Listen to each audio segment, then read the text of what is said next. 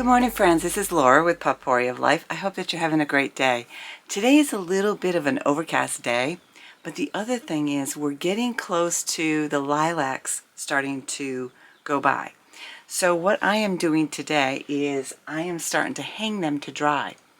The best time to get the lilacs to start drying is when you see that they still have open petals, but they also have some closed ones. That's when it's the best time to do it. Now, lilacs are really difficult to dry. And the reason is because they hang on to their moisture. And so I find that for me, the best way to dehydrate them is to hang them. The other thing that I use for a good tool is these things here are from coffee bags or cookie bags or whatever. And it's interesting because we used to throw these away because what do we need them for? Or at least I did. David was saving them. And then we had the events of 2020.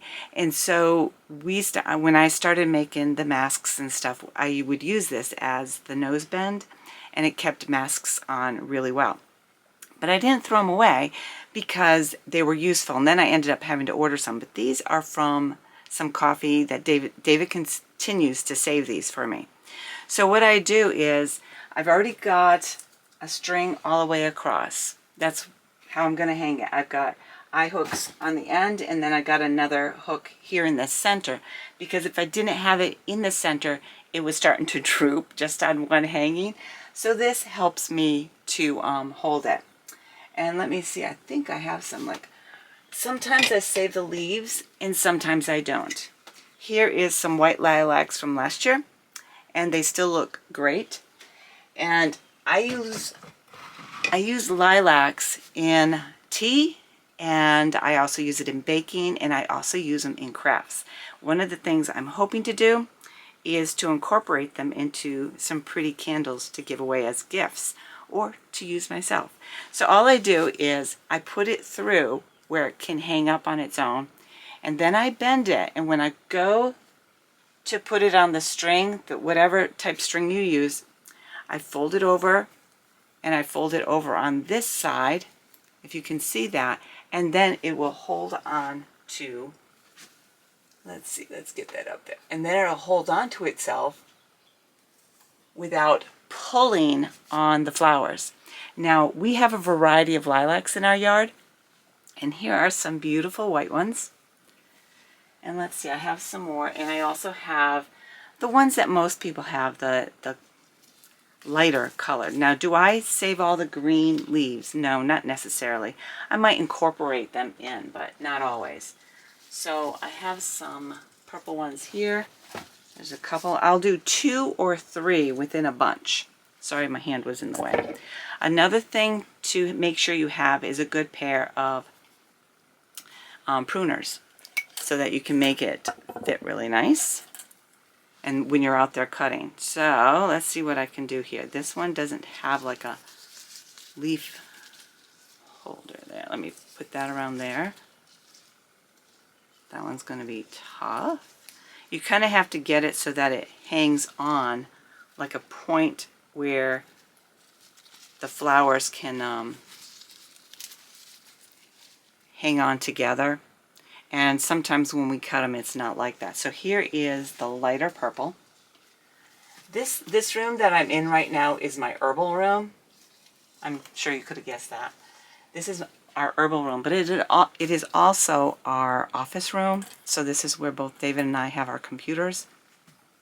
And we don't always sit in here with our computers, but it has my resources, my books, and stuff like that, and that's what this room is used for. But I do like that I can have all my herbs close at hand. And some people might be concerned, well, won't that be a problem with lighting? Because when you're drying things, or when you have herbs in jars, you want them in a cool, dry setting. This particular room, we always keep the lights off. And that's why we take our computers out, their laptops, we take them out and we incorporate them, you know, just in here to charge up at night and so forth. So we're not in this room very much unless we're doing something, some research and stuff that we need to be in here for, like pay the bills. So let's put these up here. this over here. The nice thing about this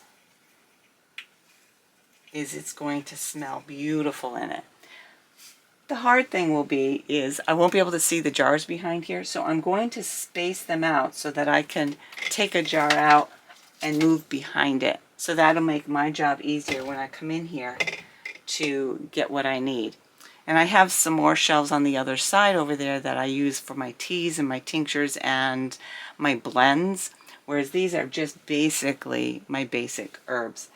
And once these are dried, they will go into a jar like I showed you with the white lilacs. I'm really excited about this because my favorite lilac that we have are the purple lilacs. And they're so brilliant. And the nice thing is my hope, because I've not made candles with this, I have made tea and I have used them in other crafts. But my hope is that when I put these into the candles, they kind of like pop a little bit. So that's the reason, and I just like the smell. Now, when I say I enjoy the scent of lilacs, after you dry them, they might not have that strong lilac smell to it, because as they dry, they kind of lose it a little bit. The other thing you're going to find is that they start to turn brown a little bit. But that is okay, because you can kind of push them aside, but you can also put them in a potpourri mix that, you know, you can put some rose petals in and some other type floral like cinnamon.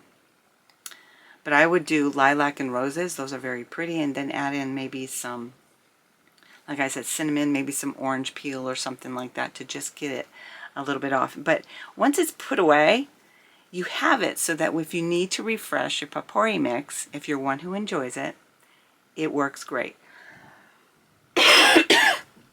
My allergies are really bad, and no, we're not going to say I'm allergic to lilacs. There's been a lot, I've been in the chicken coop a lot, and we've been working on changing that over, so it's going to be fun.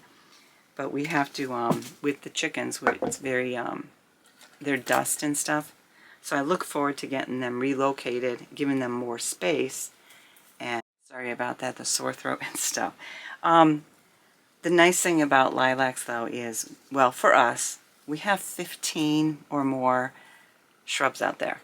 And when we see a new one, we might start another one. We cut at an angle, and we get them started. And we've started new lilac plants without having to go to the nursery to get any.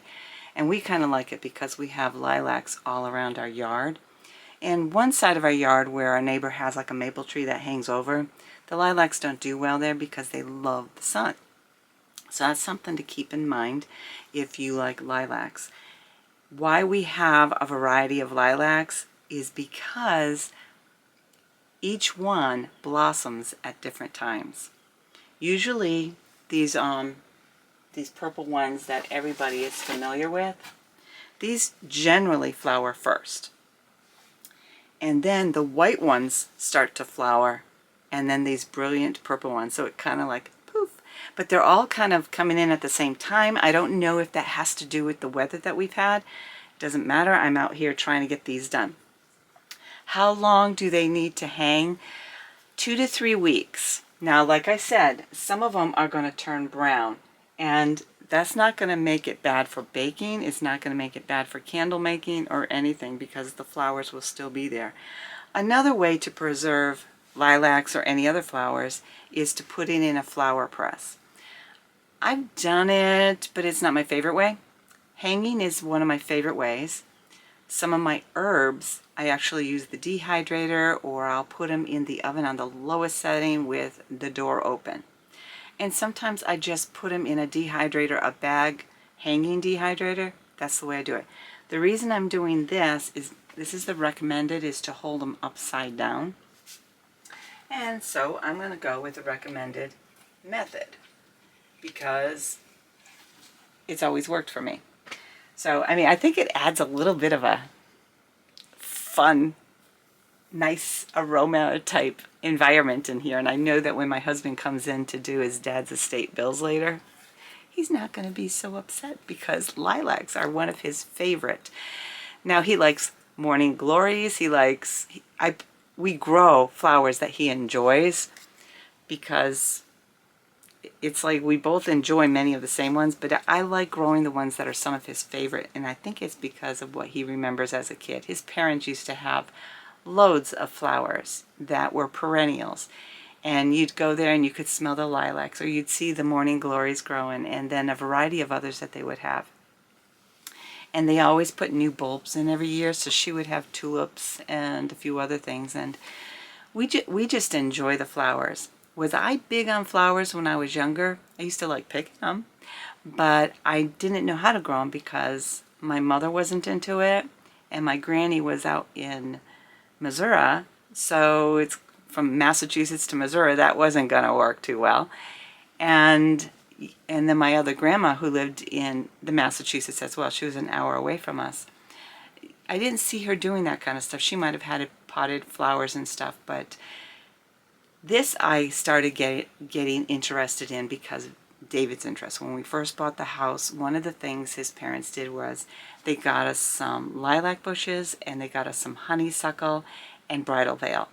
And those have been fabulous, and I've made stuff with the honeysuckle, and it's been kind of exciting to actually start using them more in a herbal, in a holistic manner.